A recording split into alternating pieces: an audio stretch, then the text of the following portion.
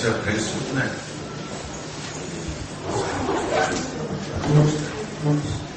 Ovako, stav HNS-a u Trogiru. HNS je prije 5 godina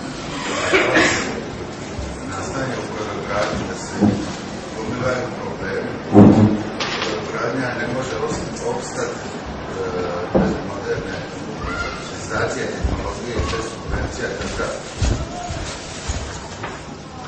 To je istina koju su svi bili svjesni, a nisu je željeli čuti.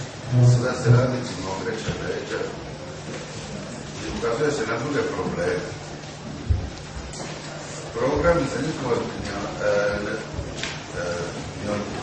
ne rade se programi za zbrinjavanje radnika, za uklapanje u modernu proizvodnju. Ova sjednica je jedna farsa s time da se ne vidi jasan cilj, precizan program. S ove bine bi pita načelnika i vlast područje Škvera. Toga znamo prenamjene u turističke svrhe. Ovdje je narančica.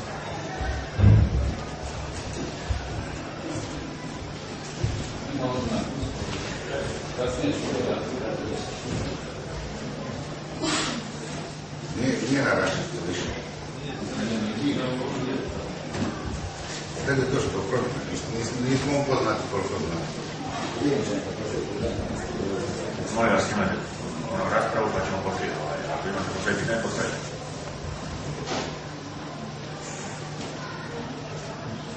Ovaj plan rekonstruiranja ne možemo ni prihvatiti ni odbiti.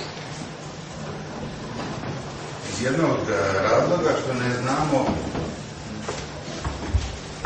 da naše mišljenje ne utječe na njega, jer nije utjecalo ni na donošenje ni odvode ZERP, pa isto tako ni ovdje naše mišljenje ništa ne donosi.